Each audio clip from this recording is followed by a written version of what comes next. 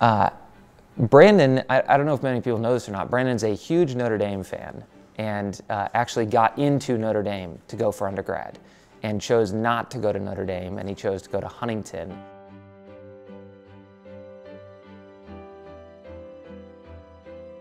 There was something about Huntington that was just unique. It was different. It was, I think, a little bit unexpected for me, quite honestly. And I felt like there was an opportunity that God had something special in store for me. So I can still remember as a senior in high school, and you had to send back a card in the mail to Notre Dame, and it said, you know, I'm going to accept my acceptance, or I'm going to defer it, or I'm going to go to another university or institution. And then you had to put on a line what school you were going to attend.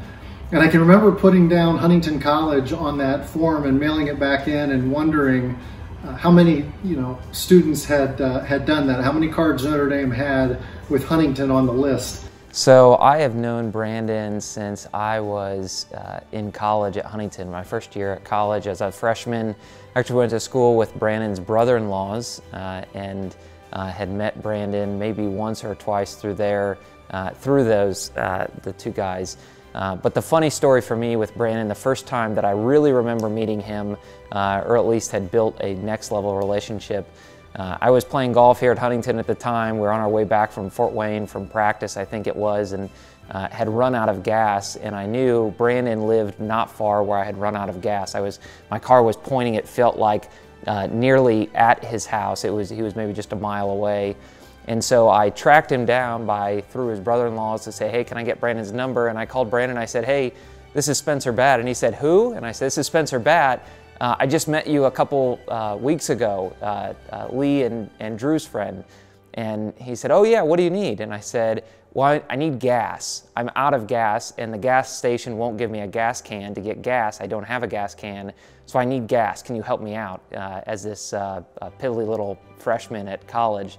And so Brandon, out of the goodness of who he is, who I've learned who he is for the rest of his life as I've gotten to know him since then, got gas, brought it to me, put it in my car, wouldn't let me pay him for the gas, and was just happy to help. So that was my first real introduction to Brandon. Huntington did a number of things while I was there to really set me on this journey, a lifelong faith. The first thing it did is it stressed to me the importance of having friends that are believers but take their faith very, very seriously. I remember being away from home for the first time, and just to be surrounded by a peer group who valued their faith as much as I did was critically important, especially during those formative years. At the root of who Brandon is, he's a Christ follower, and that is foremost. When you talk to him and you interact with him, you know he's a strong man of faith. And I think that being at Huntington with the professors, I know Professor O'Donnell had a huge impact on his life, and just the foundation that Huntington set him up for success, being a Christ follower and intertwining faith and business together, I think really set him up for what he does now and who he is.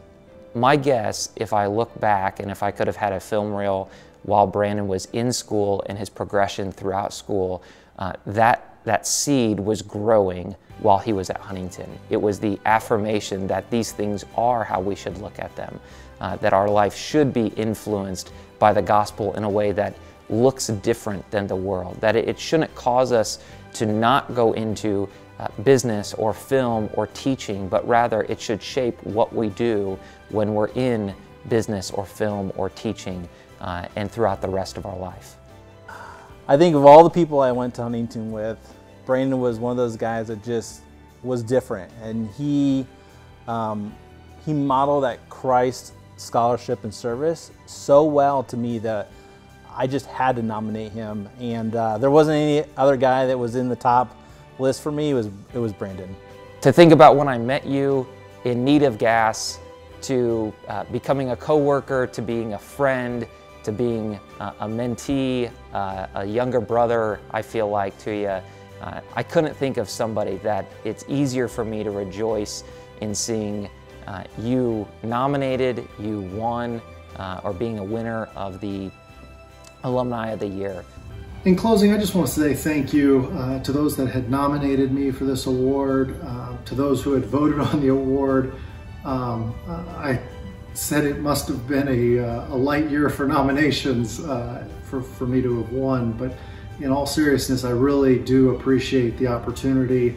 I'm quite humbled to be here tonight, accepting this award, and I'm really inspired to be able to think about others within my circle of influence, my peer group, former alums that are certainly deserving of this award in the future. Brother, I just want to nominate you for this fantastic award.